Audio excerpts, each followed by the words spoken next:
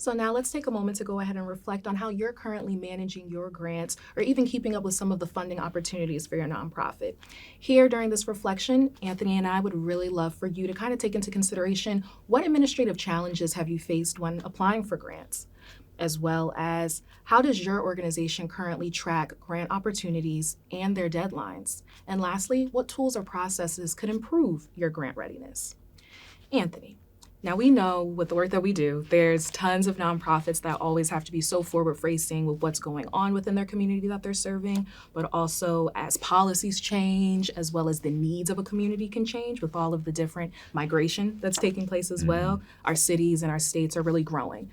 In your experience, what has been some of the administrative challenges for some of the nonprofits to improve their grant seeking skills? Yeah, it's funny. I find that a lot of the understanding of that migration, understanding who a nonprofit is serving, I feel like a lot of that comes as second nature for folks who are on like that grassroots, ground level. Like they're seeing who they're serving, they're seeing the folks at the soup kitchen, they're seeing the folks at the pantry, and even if it takes a while for the census and ACS data to catch up, you're usually seeing that. As an example, I was at Elijah's Promise here in New Brunswick, and we saw a lot of the impact of the opioid crisis before it was recognized about 10 years ago, with folks coming through social services, needing rehabilitation, needing detox services. And nonprofits are very much the canary in the coal mine. But to your question, I find it's a lot of the more boring, unsexy components of the administrative burden that I feel like nonprofits need to build that muscle up. And this includes things like making sure you have bylaws, making sure that your board policies have been updated, since the founding of your nonprofit. Things as straightforward as ADA compliance, DEIA, or non-discrimination statements. And especially as you move up the chain in terms of the level of funding, the scrutiny that the funder is going to provide, like a difference between a family foundation versus a major national level private foundation or government funding, you're going to need a lot of these artifacts, a lot of these policy documents that you don't have the time to put together, but are going to be really key to make sure that you are eligible to receive funding at those levels. So I find that that's usually a big part of the education when I'm working with some of my clients, that they have that mission at heart, and they always try to make sure that their services and staff accessibility is really key and crucial to them. But just getting that signified in a document is usually a step that we have to take to be eligible and good to go for grants. Absolutely. I definitely can relate to that. Some of the administrative challenges that I've seen, one example that I can tailor it to is Community Hope, a New Jersey-based organization that helps to serve veterans that are in transition, but there's a lot of food insecurity that was involved in that work as well. And so from the administrative standpoint, I saw a lot of the folks at the top within the board kind of being a bit disconnected from the things on the ground, programs that were being implemented. But a great way that that organization was actually able to bridge that gap was developing programs that also included some of those board members, so that they're keeping that in mind with some of the grant opportunities that they're selecting. Because as you mentioned before, at Elijah's Promise, people being able to be on the grassroots level and see what's happening, boots on the ground. Sometimes because of all the different managing components of a nonprofit, not everybody can be in multiple places at one time. So if there is an opportunity, which I definitely stressed at that organization with them, if there's an opportunity to create a program or to create a workplace culture that brings in some of those folks at the top that you don't typically interface with for the programs that are happening, it definitely helps when they're making those high-level decisions about what grant opportunities to go for, or even the networking component that you mentioned earlier in the course about finding some of those grant opportunities. Yeah, I absolutely agree. I think that's a great way to bring board members and get them toward the heart of the mission. And boards serve a number of different functions, but a big one is that fundraising component, connection to funders. And sometimes that means board members feel a little detached from the organization, and activating them, whether it's volunteering or, like you were saying, having a personnel committee that can think through workplace policies, maybe leveraging their connections in the corporate world, bringing some of those like lessons in stock language to the nonprofit is great.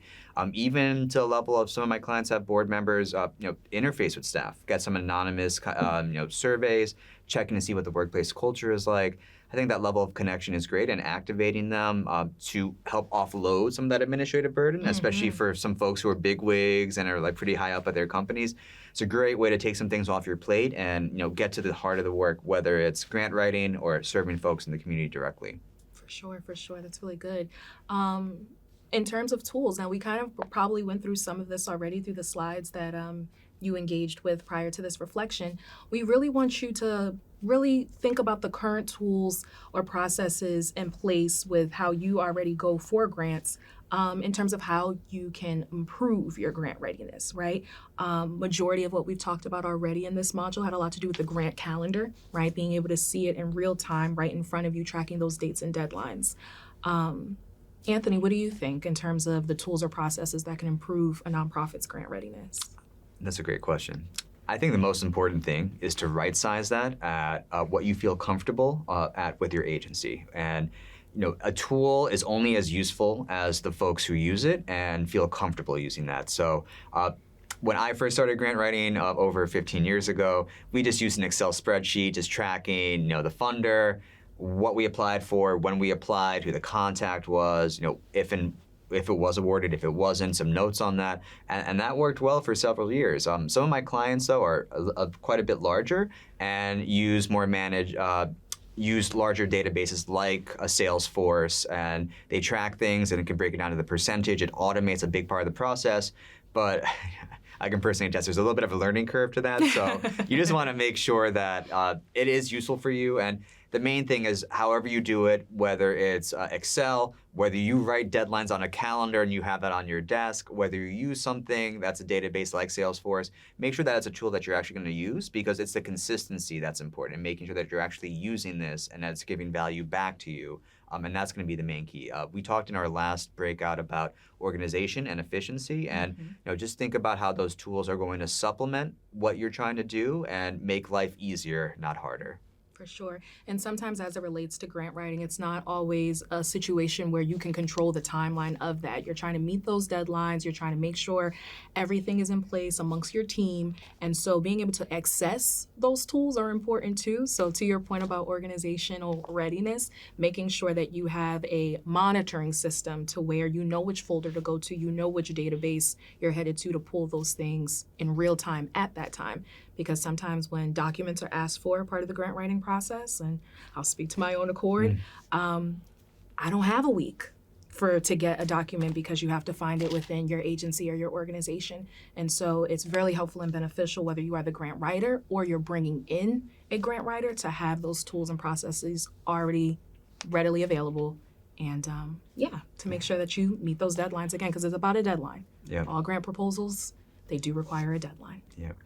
And I would just add that on top of having a grant calendar, keeping track of the files that you put together for funders is especially key. Some funders, you'll have a long-term relationship. It's about updating what you submitted last year, having some reporting. What were those final meal counts? What was the final poundage of food that you distributed? But some applications are as simple as a postcard. Some of them ask for everything in your organization, down to almost a blood sample, it feels like. So keeping track of what those attachments are very useful. And we're going to talk a little bit later in this course about go and no-go decision making. Thinking through that administrative burden is going to be a key aspect of it. So let's say you're having a great year of fundraising, you're flush with revenues coming in from funders, and there's a funder that you've typically applied for. It's only, I say only in quotes, $5,000, but you have to supply 12 different attachments that take a large amount of time. Understanding the deadline, but also the burden, helps you kind of weigh if it's really worthwhile, is if the juice is worth the squeeze for you to apply for that grant again. Or maybe you reach out to them, have a frank conversation with the funder. Those relationships are going to be really important, and we'll discuss that later. Talking about, maybe this is a lot for your organization to take on. You're really busy with programmatic needs. Maybe your staff is feeling a little bit of a crunch. Having all that information in front of you allows you to really assess what your organization needs in terms of like the financial aspect, management, budget, what those gaps might look like, and then what your time is looking like with your staff. And with those tools at your disposal, you'll be able to make some informed decisions and make the best decisions on the behalf of your agency. That's excellent. A lot of what you're saying right now reminds me of that checklist that some of our nonprofits have engaged with already throughout this module. And so everything that Anthony said is absolutely spot on. And so it's really important for you, again, to reflect in this moment, right? How does your organization currently track grant opportunities and those deadlines? Because, again, that speaks to process. And we're so excited to share a couple more resources and also head our way through the rest of the module to get you, again, grant ready.